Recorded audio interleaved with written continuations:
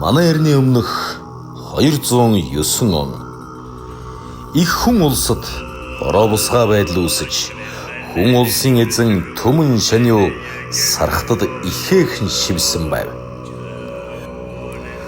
Түмэн Шаниун энэ үйлдэл өөрийнхөө Модууны ундууцлыг төрүүлснээс болж Модун Түмэн Шаниуг харах үед Мэргэн Баатар Эрс Түмэн Шаниун зүг эрчилсэн нумаан татаж зэвэрсэн сумаа харамсан.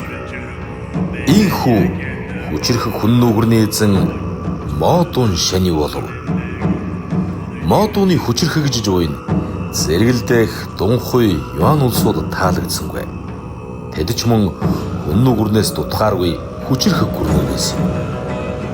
Дөнгөж төрүүл сан байгуулсан хүн гүрнийг өдөн хатгаж Дунхуй аймгаас Модун Шаниу руу илчилгээн эцэг Түмэн Шаниун хэрэглэж байсан өдөрт 1000 ли газрыг туулах чадвартай Агтадууг илгээхийг шаарджээ. Модунч үүнийг сорууллоо. Энэ үйл явдлаас төдөлгүй үдсгэлэнт хаттынхаа нэгийг найр тавьж өгөхийг шаарджээ. Хүн гүрний жанжид ихэд хэлгэнэн дайдах хүсэлт гаргасан ч Модун энэхүү шаардлагыг ёсоор олголоо. Гэвч дахин нэг шаардлага байсан нь урд зүгт байрлах үржин шимгүй газраа бидэнд өг гэсэн байлаа. Энэхүү шаардлага нь Модууны уур хилэнг ихэд өдөөжээ. Ийхүү цуут Модун Шаниугийн их дайны гараа эхэлсэн юм.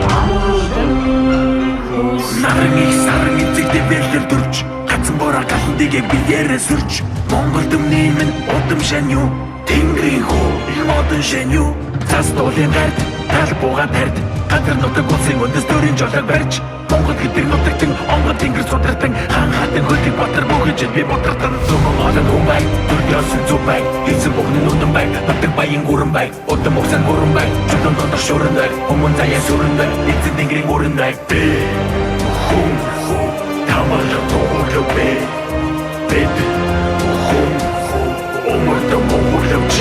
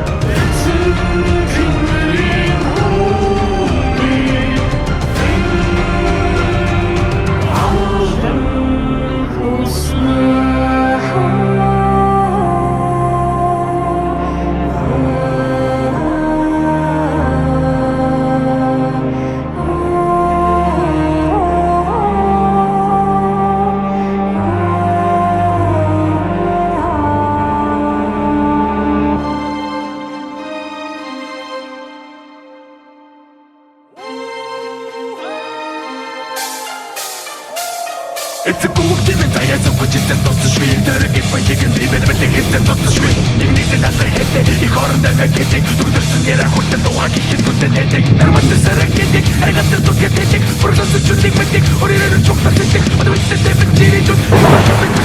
Бишэ мөнгөд хүний сагт.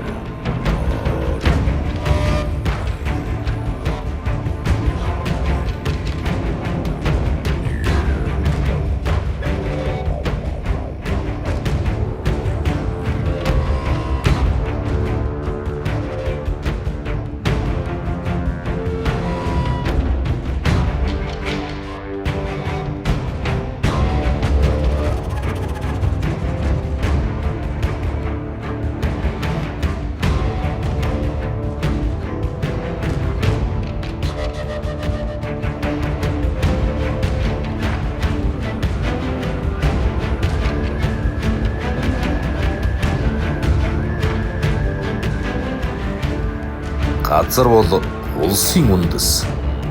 Хэзээч үл хөдлөх өв билээ.